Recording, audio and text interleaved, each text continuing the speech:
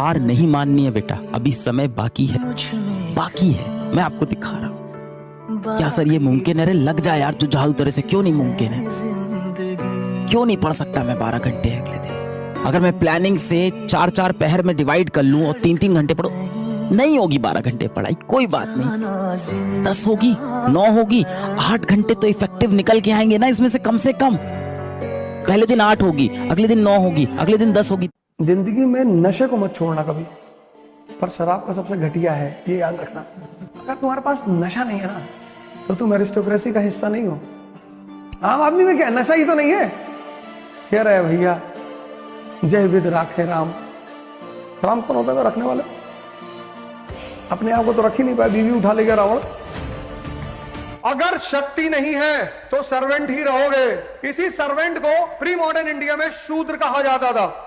आज क्या वर्णा सिस्टम नहीं है? बिल्कुल है, आज भी वर्णा सिस्टम है, और वर्णा सिस्टम पूरी दुनिया में रहेगा, क्योंकि 3 शक्तियां होती हैं। पहली शक्ति नॉलेज, दूसरा शक्ति शस्त्र वेपन, और तीसरी शक्ति कैपिटलिज्म पैसा मनी। ये 3 ही शक्तियां हैं, और 3 जिसके पास नहीं है, तीनों में से एक भी नहीं है, वही शूद्र है। शूद्र कोई जात थोड़ी है, शूद्र कोई वर्ण थोड़ी है। जिसमें पास इन तीनों में से कोई शक्ति नहीं है वो शूद्र है। शूद्र यानी सर्वेंट। कॉन्सेप्चुअल क्लैरिटी होनी चाहिए जिंदगी में। Priority, P is equal to P, policy depends upon priority. जिसकी नीतियां प्रायोरिटी पे बेस्ड नहीं होंगी, उसको किसी मंदिर के बाहर खड़ा होना पड़ेगा, भैया भगवान के नाम पे कुछ दे दे। प्रायोरिटी, जीवन में प्रायोरिटी सेट होनी चाहिए। करना सब कुछ है, बट प्रायोरिटी के हिसाब से। तो तपस्या शुरू कर दो और एक बड़ा अच्छा सा गोल बना। जो भी श्रम कर रहे हो, विद्यार्थी हो, स्पोर्ट्समैन हो, तपस्या बना लो उसको। उसमें साधना शक्ति संकल्प को जोड़ दो। 1 घंटा पढ़ो। स्पोर्ट्समैन हो तो भी 1 घंटा पढ़ो। हर महीने एक जीवनी ले आओ, जीवनी पढ़ो, और ऐसे 3-4 पेज पर डे पढ़ो।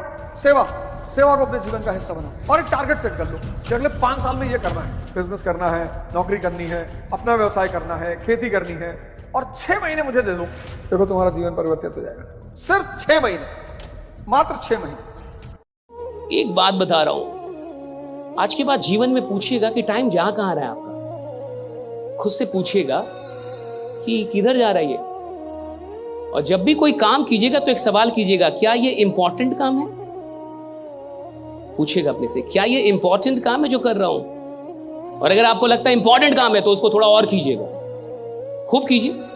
और अगर आपकी बुद्धि बोले कि ये इंपॉर्टेंट काम नहीं है, छोड़ दीजिए।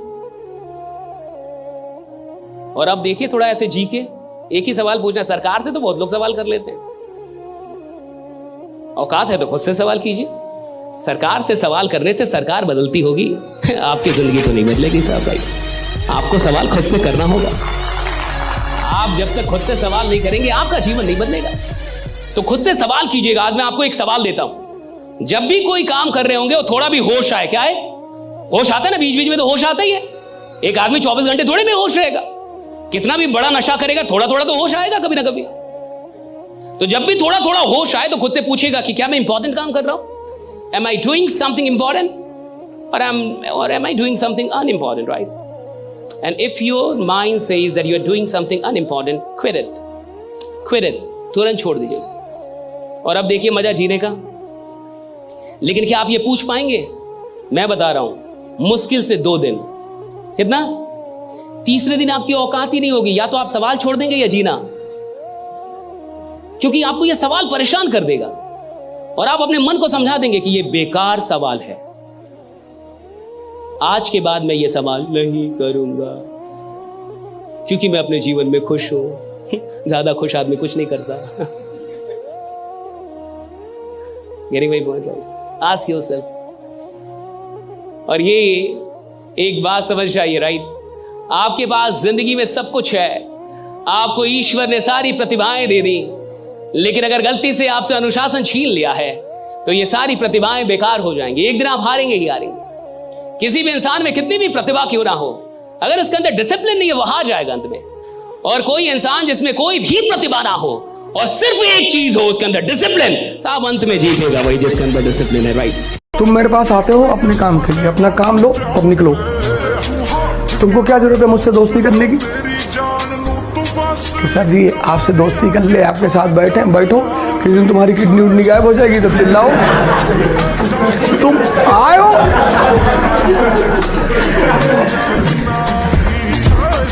तुम आए हो, पढ़ो, अपना काम निकालो, नमस्कार ही करो, धीरज निकल लो।